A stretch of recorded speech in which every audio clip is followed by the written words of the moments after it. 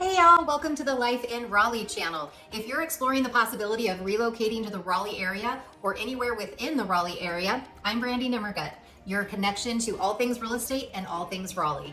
Okay, so we're just gonna dive right in. Now, just a little bit of background. I've only lived in Raleigh just for under 5 years. So this is gonna be based on my experience coming from Southern California to the Raleigh area and things that I think will be helpful to you when you're deciding if you wanna relocate here. So first up is gonna be Raleigh is close to the RTP. Now, some people know what the RTP is and other people are like, what the heck is that?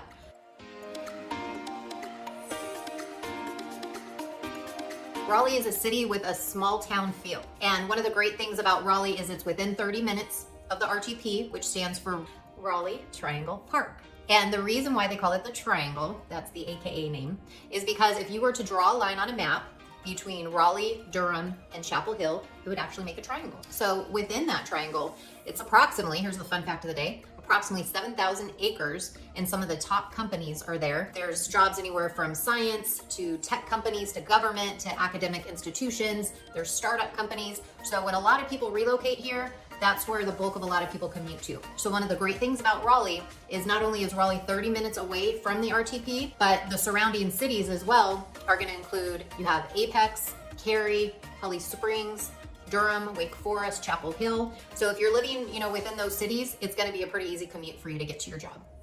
Next up, I'm gonna talk about the roadways. Now, depending where you're from, they're called different things. So in California, we call them freeways. Out here, we have either highways, country roads, or Beltlines. Now, Beltlines was a new one for me. So you have the 440 Beltline, which is the inner loop around Raleigh. And after so many years, it got so congested that they had to expand the roads. So what they ended up doing was creating the 540. And the 540 Beltline is the outer loop around Raleigh. Right now, it doesn't make a complete loop. It's not finished yet. So when you do come to visit, you'll notice there's a lot of road construction going on. And what they're doing is they're trying to close that final part of the loop so that the 540 outer loop makes the full circle. So that was something different. When I came out here, they don't say get on the number. They say get on the highway, get on 70, get on 540, 440.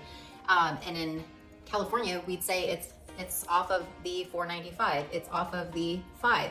So when you do move here, you're gonna have to drop the word the when you're describing what highway you're gonna get on. Another thing when we first moved here that really surprised me is all the country roads are basically just 2 lanes. One way this way and one way that way. So a lot of them don't have shoulders. So that was a big thing for me when I moved here. I was like, what happens if I get a flat tire? What if a cop pulls me over? Not that I speed or do anything that I shouldn't, especially on country roads. But those are things that just made me go, it's a little bit different. Even the highways, you'll notice a lot of them don't have shoulders for you to really pull off. So you definitely want to make sure you maintain your car when you're here so that you wouldn't necessarily have a reason to need to pull over on the side of the road. So the next thing I want to talk about as a newcomer is what's something that you can expect that you weren't expecting. So I think a few of the top things, at least for myself, one is going to be the barbecue.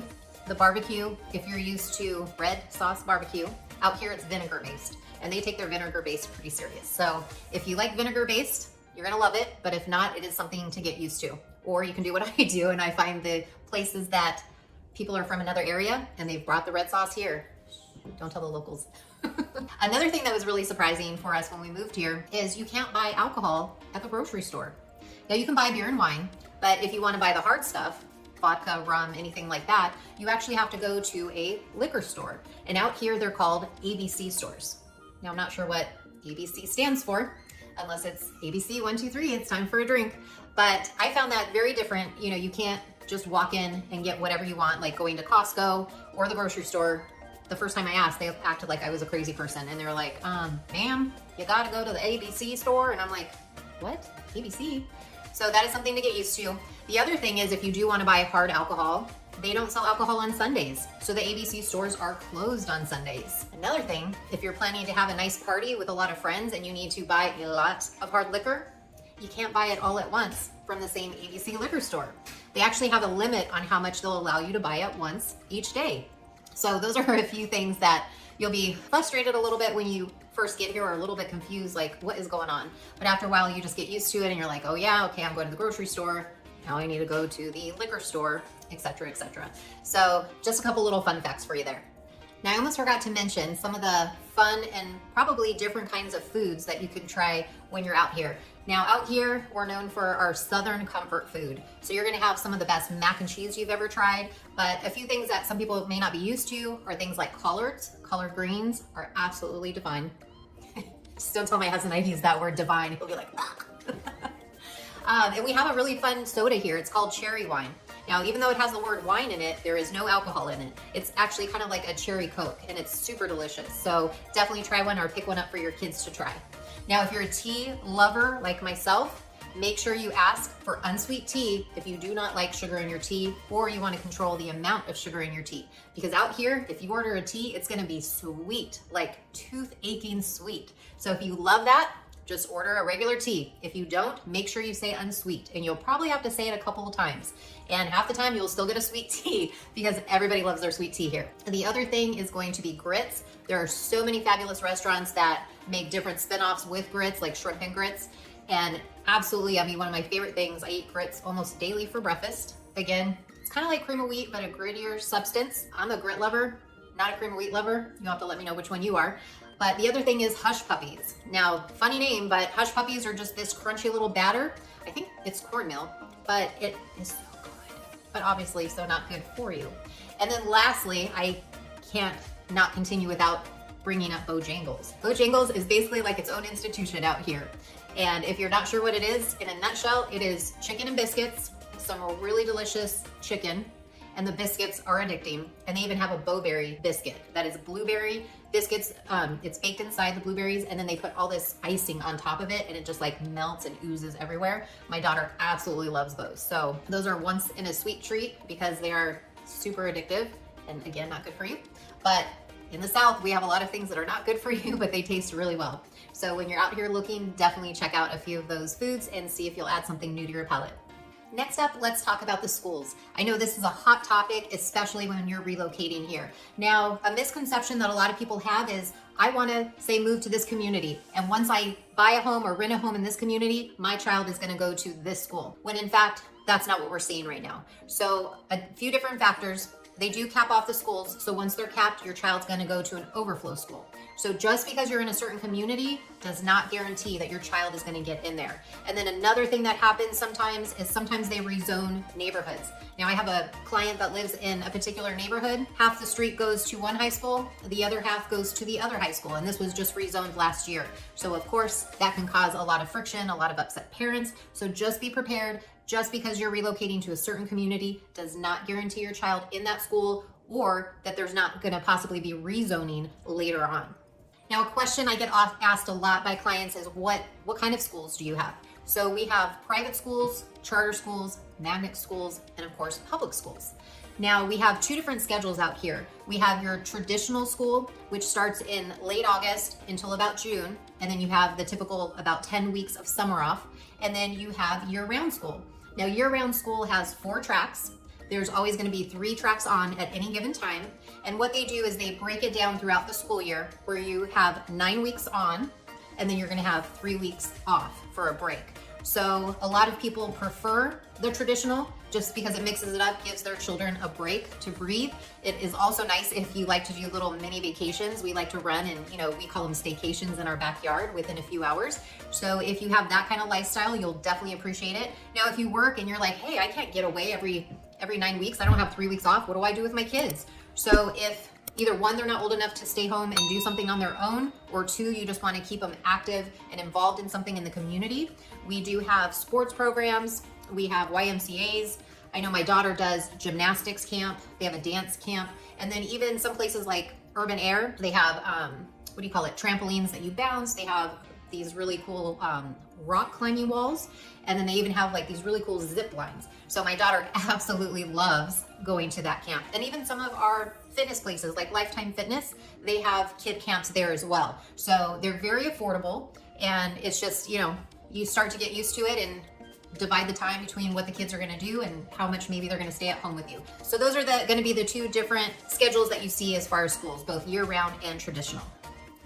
Next up, I have outdoor lifestyle. So one of the great things about living in Raleigh and the surrounding cities is there's so much to do outside. We have hiking, we have our bike trails, we have approximately 180 miles of greenway, which is absolutely amazing. And you can kayak, you can fish. We have over 200 parks in Raleigh alone, and then about 30 surrounding the Raleigh area. So lots of different activities. We have Pull and Park for the kids, which has the horse carousel. Again, you can kayak. We have Lake Wheeler, Jordan Lake. So if you like to go boating and get out, we have a lot of lakes, you know, within 10 minutes to an hour of Raleigh, which is really nice. You don't have to go too far. So if you love your outdoors, overall, you know, minus the dead heat of the summer, we have pretty mild temperatures year round. So people are always getting out, going around and doing things. And if we're lucky, it snows once or twice a year. Again, it goes away within 1-2 days, possibly a week if it was a great snow. But overall, everybody's gonna be outdoor throughout the year having fun. So if you like that lifestyle, you'll definitely love it here. Next, let's talk about the culture. So one of the things that I love about Raleigh is Raleigh really is a melting pot. So it is such a diverse city, and people are so friendly. There's so much Southern hospitality. Even if you're not from here, there's just such a laid back presence that people are just drawn to the city. And even though it's a city, it does have that smaller town feel. It's a lot smaller than, say, Charlotte, especially if you're coming from somewhere like Los Angeles, California. I would say it's like a small version of Los Angeles. But what's really nice is as you continue to go down there, you'll run into some of the same people. You get to know the business owners by their first name, and it's just so easy to make friends. They have some open parks there with ping pong tables, and sometimes, you know, people will be just kicking the ball, or they'll put out a blanket and have a nice little picnic. If you're like me, I just love to people watch. I love to see what people are wearing, you know, how their kids are playing and having fun. You know, when I see children play, it just puts a smile on my face. Or you see couples walking, you know, holding hands and they're so in love. So Raleigh is definitely a melting pot full of amazing people from around the country, around the world, and everyone is just pretty chill and laid back. Next up, let's talk about counties. Now, Raleigh is located within Wake County. And Raleigh is now just under about 500,000 people, and we are currently the second largest growing U.S. metropolitan city. It's probably because we're constantly on the top places to live because of our schools, all our outdoor activities, and definitely the affordability. Now, while it is getting more expensive to live here, it still is really low in comparison to a lot of people. And that's why I think we're up to now, they say 64 people a day are moving to the Raleigh area. Now, about 5 years ago, it was about 40 people a day. So you can see just how much it's been increasing. Since 2010 to 2020, we had about a 25% increase in population here. So just keep that in mind when you're moving here. A lot of people still think it's that rural, quiet community, and it is in comparison to a lot of other big cities out there like New York, Long Island, Chicago, Los Angeles. But it is definitely growing. Our highways are expanding. The communities are just booming with new construction. So something to take into consideration is we are definitely growing, and we are still in the top between all those things I mentioned and more. Jobs is a really good one too. There are not enough people for the jobs that are here. So if you're looking for a job, especially in the tech world, science, biotech, nursing, any of those health fields, you can definitely find a job here. Next up, let's talk about travel. So in Raleigh, we do have an international airport. It's called RDU, which stands for Raleigh-Durham Airport. And it is a national airport, like I said. It has over 81 flights, 31 domestic and international. They do have both nonstop and, you know, multiple connections, which is nice. The major airports that are hub there, airlines, is gonna be Delta. Who else do we have? We have Frontier, JetBlue, United, American Airlines. So you definitely have a plethora of airlines to choose from. Now, on the local scene, what you'd be looking at if you're wanting to fly versus drive, New York, for example, is gonna cost you right around $200. California is gonna be the most expensive at about $500 to $600. And then you have Florida. Now, if you're trying to go visit the Magic Kingdom and see Mickey Mouse, you'll be just over $100. Whereas if you want to go to Miami and hit that club scene and that yummy Cuban food, you're going to be just over $200 for a ticket. Tennessee, Nashville is definitely a fun city to go explore. That's going to run you around $200. And then I know a lot of people travel for business, like to Dallas. Dallas is just over $300. And then again, if you're looking for some fun and you want to go to Vegas, you're going to be right around $300 for a ticket. Now, if you're not looking to go within the States and you're looking to go international, I know they even have nonstop if you want to go to Iceland, Paris, London. So we definitely have a lot of places to go within the RDU airport. And I want to say they service just under 9 million people a year. So It's not a huge airport, but it's big enough. But one of the nice things is, like, my husband and I, we like to travel a couple times a year, especially pre-COVID, and they do have a TSA pre-check. So TSA pre-check is an absolute breeze. So if you don't have one already, I would highly recommend it, and you will zip in and out of that line in RDU Airport super, super fast. Now let's talk about traffic. That seems to be a hot topic around here as well. Now again, if you're coming from places like New York, Chicago, or California, the traffic is not going to seem bad to you here. But in comparison, statistics are showing that we're about right at the halfway mark. We rank about number 25 in congestion for traffic. Now, our commute time is an average of 30 minutes. Again, I think that's a plus, especially coming from California, because you can pretty much zip here and there. The 30 minutes go really fast. Now, of course, just like any other state, you're gonna have, a little bit of bog down when it comes to the rush hour traffic just before work, just after work, and then, in the regular streets when it comes to picking up your kids and dropping them off in carpool. But aside from that, unless, there's some major holiday and everybody's trying to get out and go to the beach, which seems like every major holiday, everybody leaves town and they either go to the mountains or go to the beaches. So if you're planning on doing that as well, you probably want to leave the day before or pack your patients with you. Next up, let's talk about parking. So parking is pretty easy around Raleigh.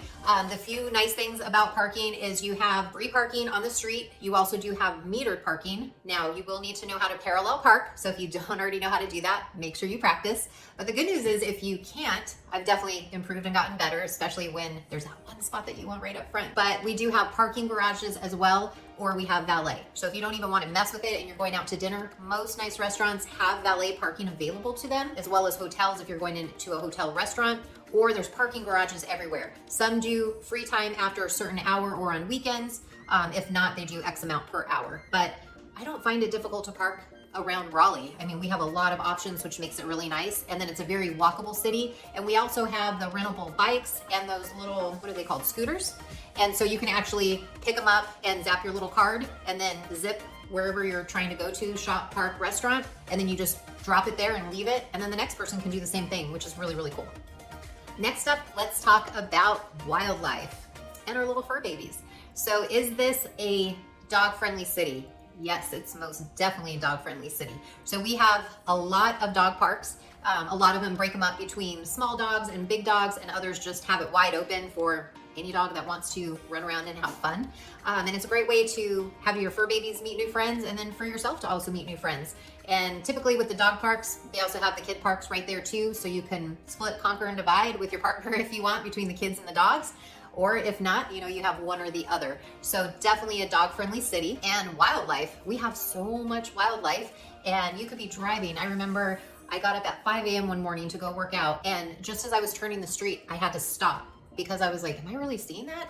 There was literally 5 deer walking across the road, just slowly but surely, and they're like gazing at me, gazing at each other like, hey Bill, hey Bob, look Sarah, a car's coming. And they weren't scared. So I just sat there and oohed and awed, of course, because I'd only been here a couple months and I couldn't believe I was seeing them. But that is an occurrence you will see a lot. If you have a forest like I do, you back up some trees. A lot of times, the deer will come in and they'll get a little snack to eat, or they'll check and see what's going out, which is pretty cool. We have owls, squirrels, possums, yes, the infamous snakes, and all the little bugs that go along with it. But we have some pretty cool wildlife here. So if you love wildlife, we actually set up a little camera in our backyard, and then we'll view it with our daughter to see, what kind of fun wildlife came. The other night we had a fox come up to our door, and our dogs were going ballistic, and I could not figure out what was going on. And I ended up playing the video back, and sure enough, it was a fox just walking back and forth, trying to talk to our babies. The other week, we actually had a raccoon. A raccoon came up and was checking things out. So you definitely have a lot of wildlife out here, but they're usually pretty friendly, and they usually come out when you're not around, which definitely helps. Now this next one is a really fun one for me, and that is the sayings out here. Now everywhere you go, everybody has some kind of slang or terms that they use all the time, but sometimes coming from a different area, you don't quite often know what they're saying or what they mean. So I'm gonna give you some little tips right here. So one of the best lines that I love out here is when someone says, "Aw, bless your heart," or "bless their heart," or some of the young generation now just cuts it short and just says, "bless." At first you think, oh, they're blessing me or blessing someone, that must be a good thing. But actually, it's a kind way to say a person is dumb. Now, sometimes they can use it as like a term of endearment when they feel sorry. Like if your child fell down and hurt themselves, you know, something terrible happened, then it could also be used with, oh, bless their heart. So something to take into consideration if you hear that. Now, another thing that a lot of people aren't used to is being called ma'am or sir. Now, if you ask a question and they didn't understand you or they're not quite sure what you mean, they'll respond to your question with a ma'am, sir. And so that's their way of saying, can you please say that again or explain it differently for me? Or if you ask somebody to do something, they're going to say, I'm going to get that done right quick. So right quick is another thing that you'll hear them say. Now, if somebody's being mean or saying something they shouldn't, a term that you'll hear them say is, don't be ugly, or you hush now, hush up. So those are a few things. I haven't heard this one in a while, but I remember that diner where the girl would say, you can kiss my grits. I haven't heard anybody say that one out there, but I definitely like that one. So those are just a few of the slang terms and things that you might hear. And if you wonder what in the world what are they saying? That'll give you a little perspective of what they're trying to say.